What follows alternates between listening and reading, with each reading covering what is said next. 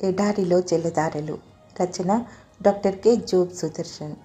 అతడు, నేను నీతో కూడా మరలి రాజాలను, నీ ఇంట ప్రవేశింపను, మరియు నీతో కలిసి ఈ స్థలమందు అన్నపానములు పుచ్చుకొనను.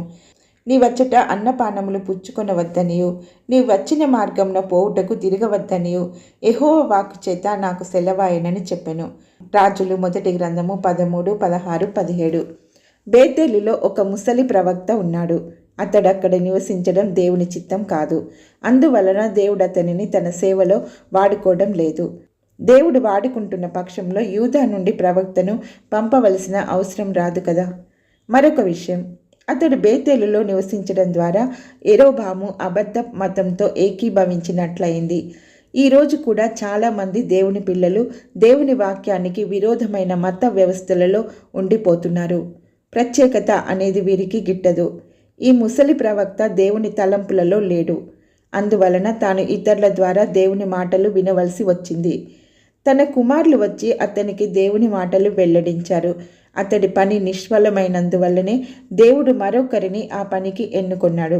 అతడు బేతేలులో నివసిస్తూ బేతేలుకు వ్యతిరేకంగా ఎలా ప్రవర్తించగలడు? ఇక్కడ మరొక తీవ్రమైన విషయం కూడా ఉంది. ఆ ముసలి ప్రవక్త దేవుని సాక్షికి గొడ్డలి పెట్టుగా మారబోతున్నాడు. 11 నుండి 19 వరకున్న వచనాలు. ఈ విధంగా ప్రవర్తించడానికి ఎందుకతనికి అంత ఆసక్తి? యూదా నుండి వచ్చిన యువ ప్రవక్త తన మాట వింటే తాను బేతేలులో ఉన్న స్థితిని అతడు సమర్థించినట్లవుతుంది. ప్రవక్తకు ఎలాంటి పరిణామాలు సంభవించబోతున్నాయో ఆలోచించడం లేదు. తానున్న స్థితి ఇలాంటి స్వార్థానికి నడిపించింది. ముసలి ప్రవక్త ఆ యూదా ప్రవక్త వెళ్ళిన దారి తెలుసుకొని త్వరగా వెళ్ళి అతన్ని కలుసుకున్నాడు. తనను తాను పరిచయం చేసుకున్నాడు. నా ఇంటికి వచ్చి భోజనం చేయము అని ఆహ్వానించగా ఆ ప్రవక్త యెరోబాముకు చెప్పినట్లే నిర్మోహమాటంగా జవాబు చెప్పాడు.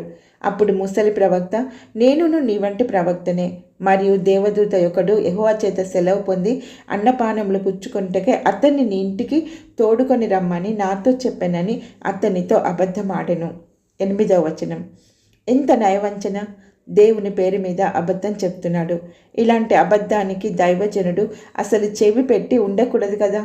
దేవుడు తనకు ఒకటి చెప్పి ఇంకొకటి మరో రీతిగా చెప్తాడా? ఎంత మాత్రం కాదు. కానీ ముసలి ప్రవక్త సహోదర ప్రేమను ఒలకబోసి దైవజనుని దారి తప్పించాడు. ఈ రోజున అవిధేయులైన క్రైస్తవులు చెప్పే మాటలు కూడా ఇలాగే ఉన్నాయి.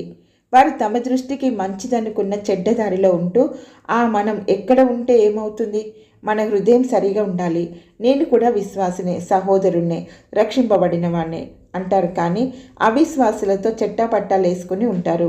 మొత్తం మీద తమ దృష్టిలో తాము నీతిమంతులమని భావించుకుంటారు.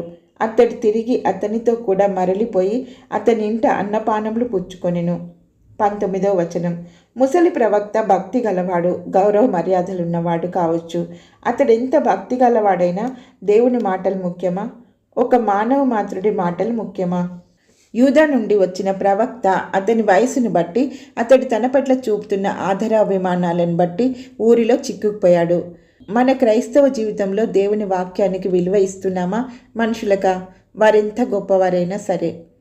యువకుడైన యూదా ప్రవక్త బేతేలులోని ముసలి ప్రవక్త మాట విని అతని ఇంట్లో భోజనం చేసినందుకు ఫలితం, అతడు బయలుదేరి మార్గంన పోచుండగా ఒక సింహం అతనికి ఎదురుపడి అతన్ని చంపెను. 24వ వచనం.